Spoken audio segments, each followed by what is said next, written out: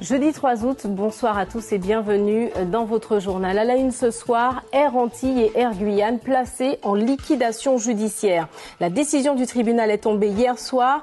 Nous verrons quels seront les impacts pour les salariés et les 26 destinations desservies par la compagnie.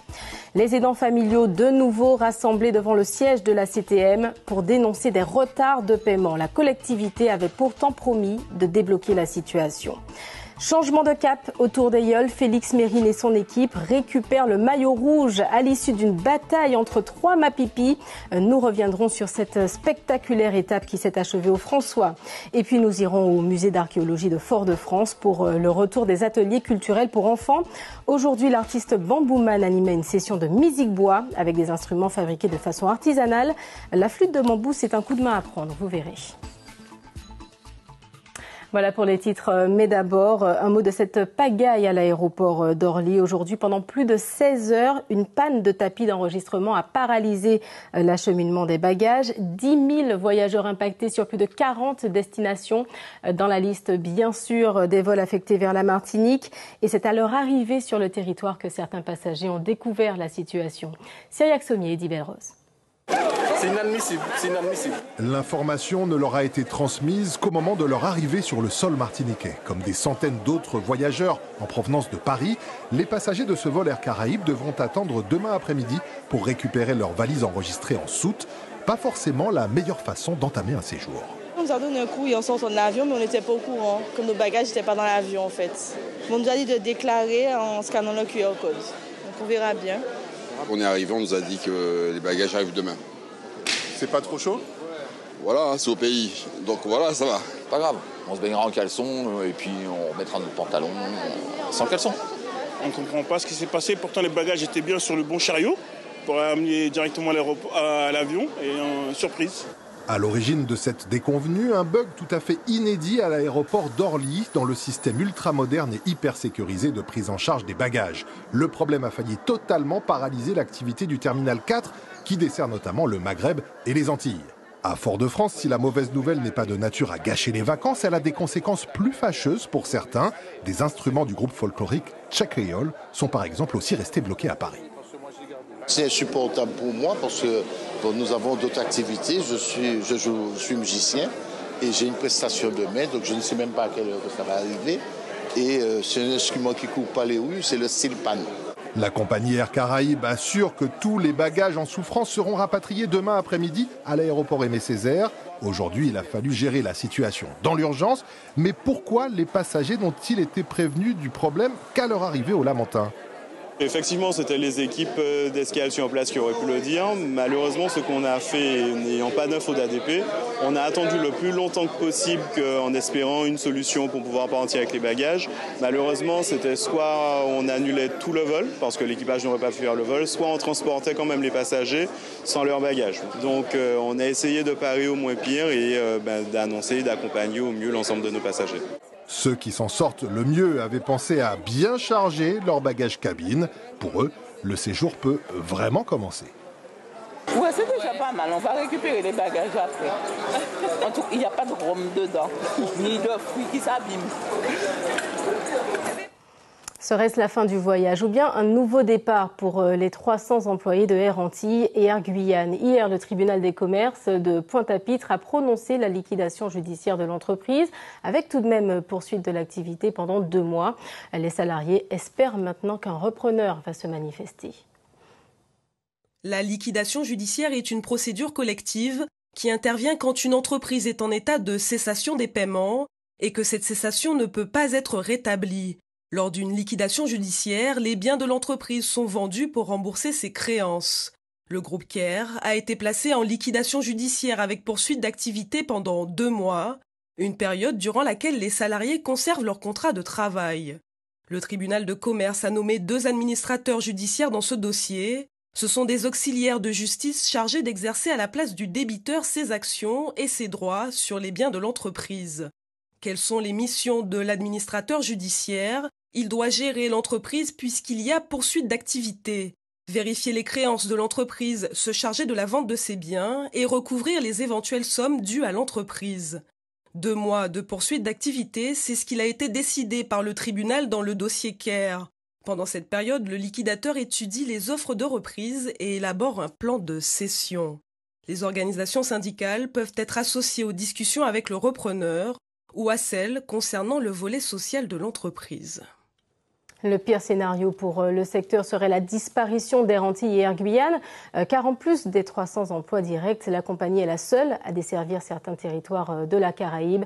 Alors la crainte monte, notamment dans les agences de voyage. Le reportage d'Irénée Monide et Corentin Bella. Plusieurs destinations dans la Caraïbe, leitmotiv d'Air Antilles jusqu'alors. Mais depuis ce matin, les déboires de la compagnie aérienne inquiètent véritablement les agences de voyage en Martinique. Là, c'est un soulagement aujourd'hui, de savoir, au moins d'avoir une situation, de savoir que les vols vont reprendre.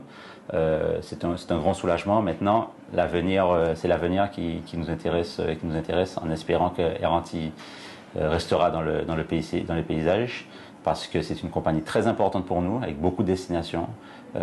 Donc s'il venait à disparaître, ce serait vraiment une catastrophe. À partir du moment où un acteur aussi important s'en va, ou bien probablement sera repris, on ne sait pas, mais forcément il peut y avoir une période de flottement. La question se pose et on est en pleine réflexion.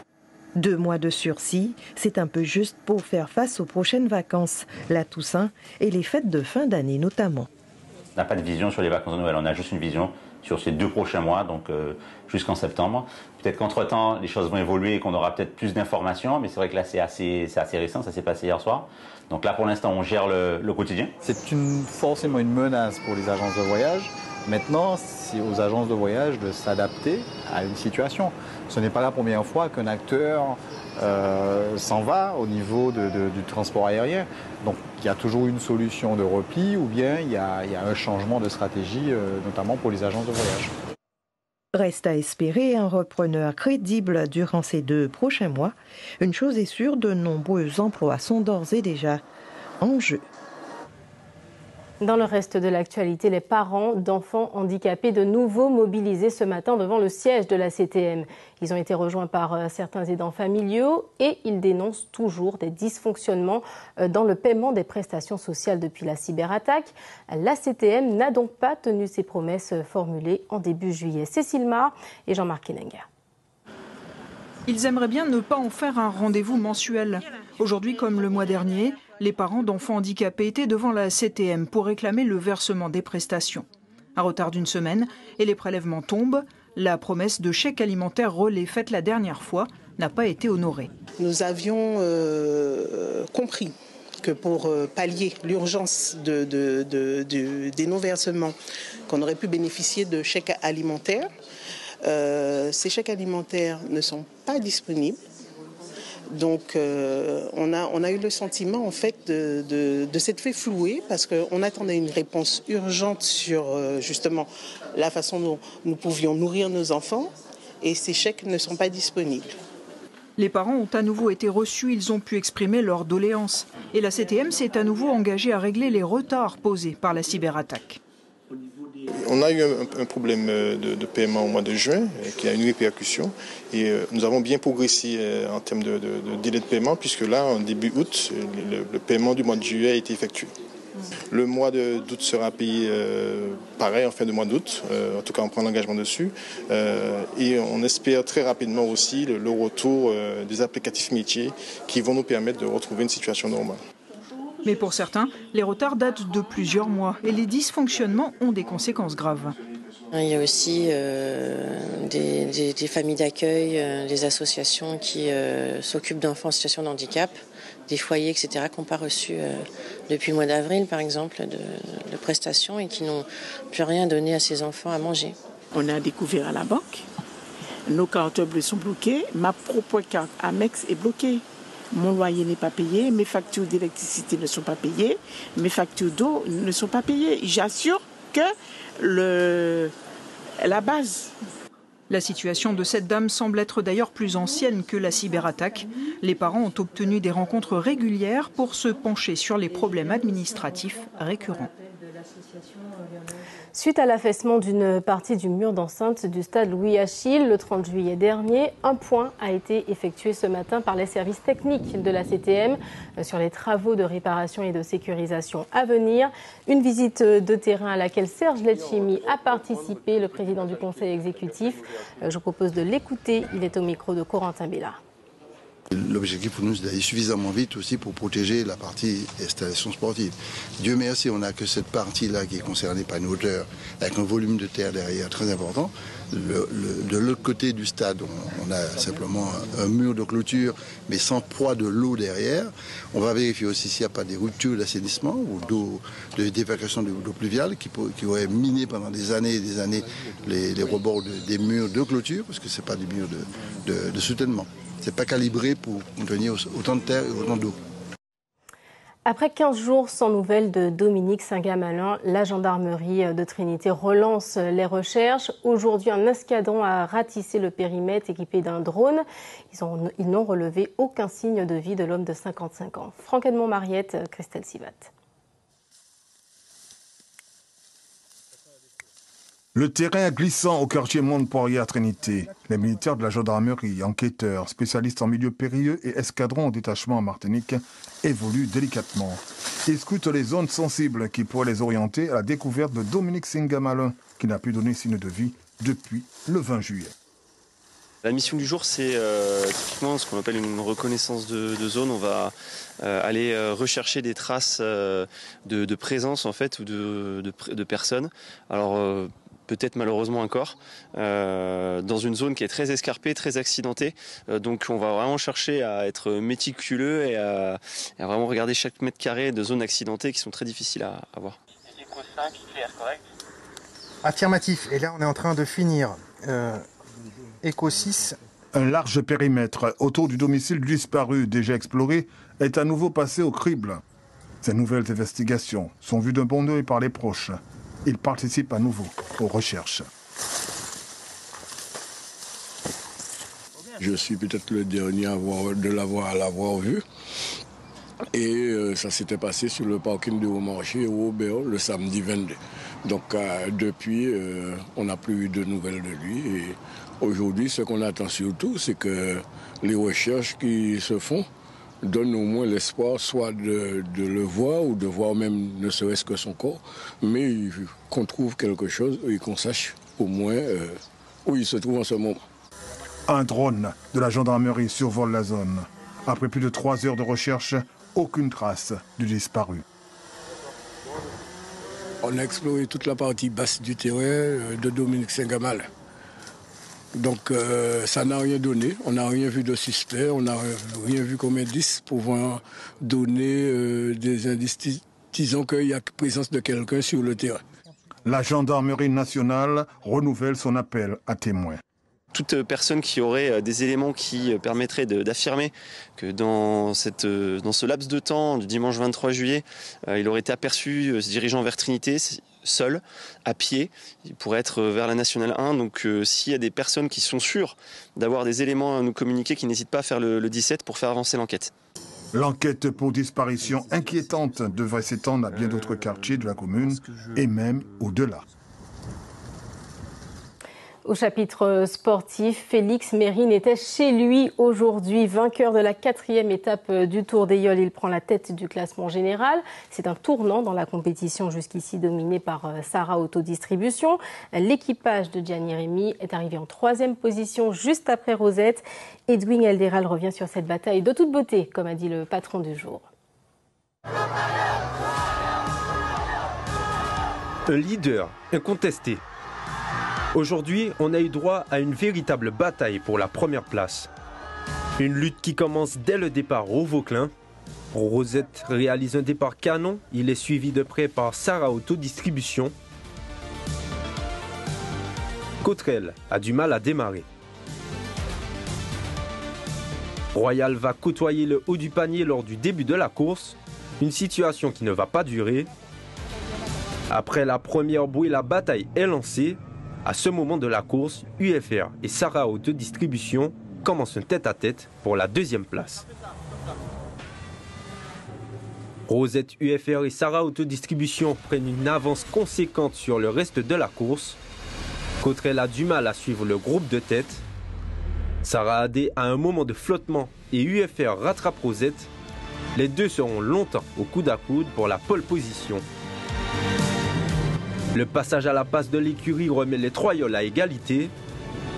Mais c'est à partir d'ici, à Lille et Chancel, qu'UFR fait la différence. L'expérience de Mérine permet aux siens de prendre définitivement la tête de la course.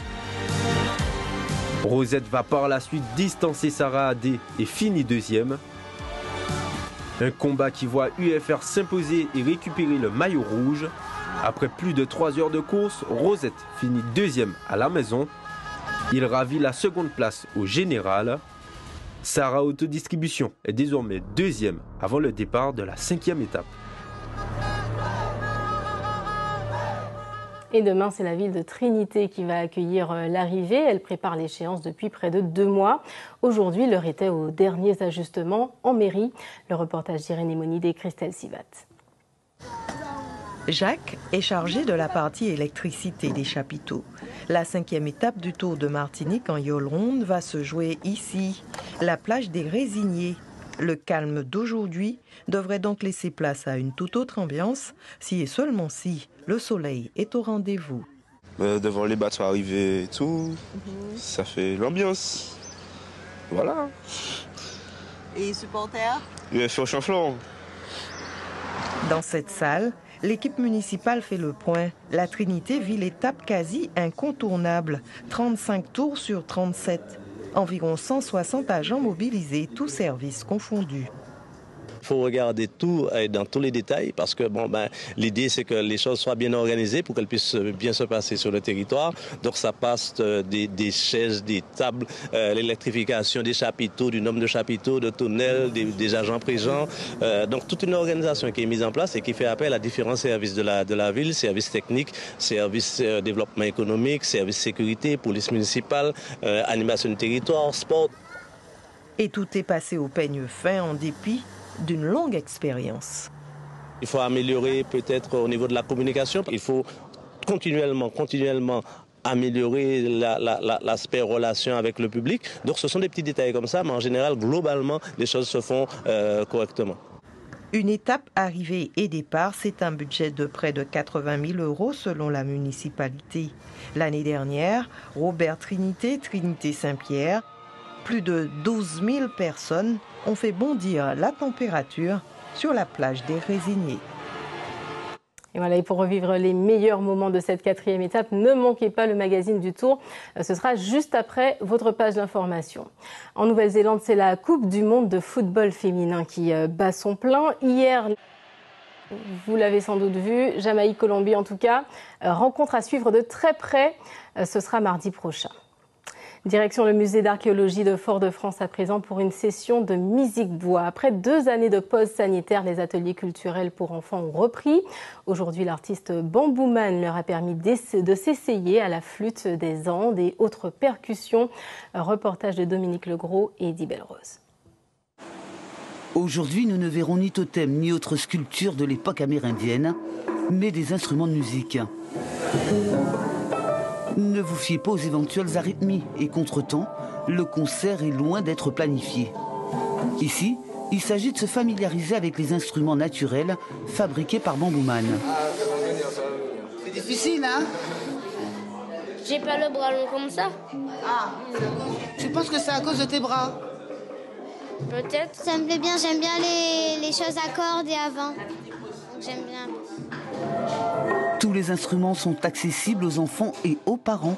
L'idée de cet atelier n'est pas d'apprendre à jouer de la musique, mais de faire découvrir des méthodes ludiques pour vivre en parfaite communion.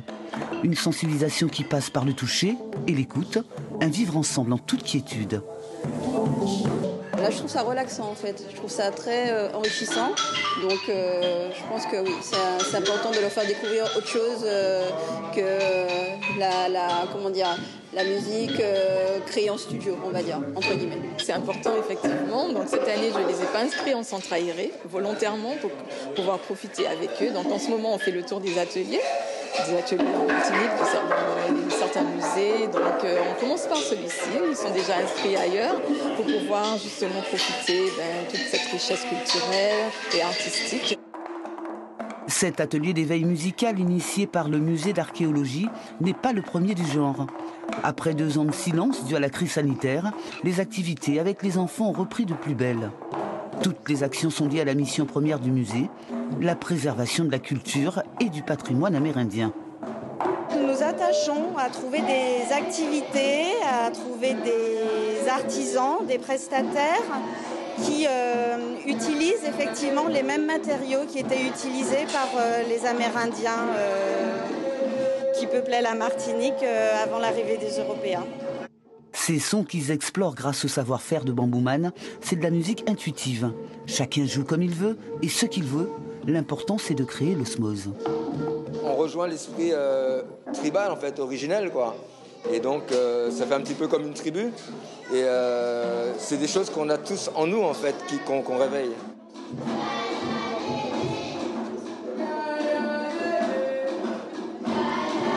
Prochains ateliers au musée archéologique de Fort-de-France, le 8 et le 9 août. Il s'agira de confection de bijoux en céramique et en terre cuite avec Ghislaine Osier-Lafontaine.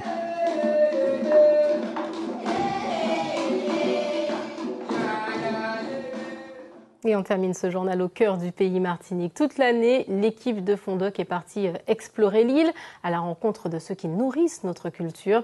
Et c'est au Morne Rouge que William Zebina et François Marlin ont appris à cultiver la vanille aux côtés d'Anaïs Janvier-Chardon, qui a hérité d'une exploitation agricole familiale. Regardez.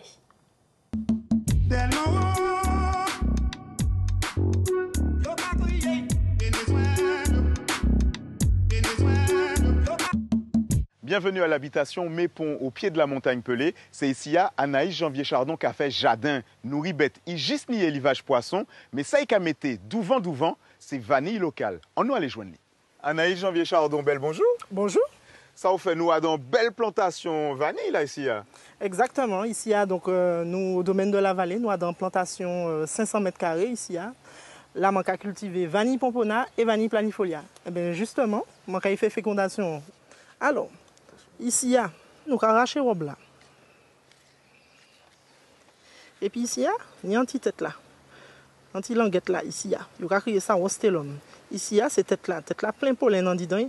Et ici, ben, ça nous a créé les ovaires. Donc, nous avons fait contact là.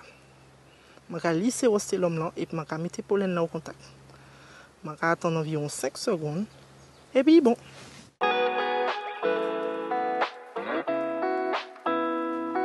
Les fleurs à sec, tige là qui a allongé pendant environ 8 semaines. Et pendant 8 semaines, fleurs a été. À la fin de 8 semaines, non, fleurs a tombé. Et là, je sais que j'ai bien réussi la fécondation. Et je attends encore 8 mois pour que ça récolte vanille. Là.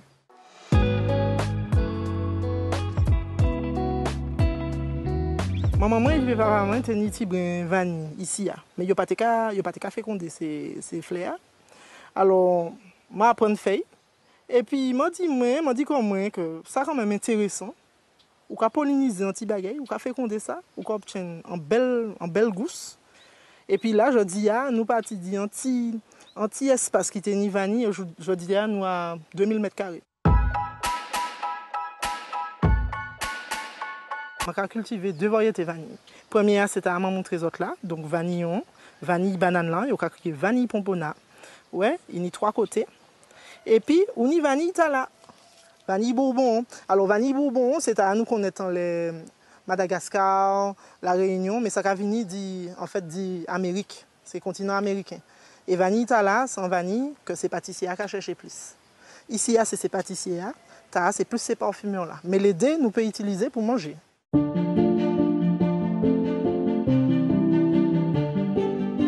Entre le premier plant qu'on a planté, on a attendu 4 ans pour le premier fleur. Le premier fleur, pour obtenir ça, il faut attendre 9 mois. Et il faut attendre encore 9 mois pour obtenir un goût comme ça. Donc ça prend longtemps. Pour qu'on ait un bel vanille, un bon vanille, c'est un vanille déjà ressenti bon, forcément. Après, il faut des vanilles là, il y a une belle brillance, c'est-à-dire qu'il faut des l'huile là qui a bien sorti. Et puis après, il faut des soupes. Ouais, un vanille qui soupe, c'est un bon vanille.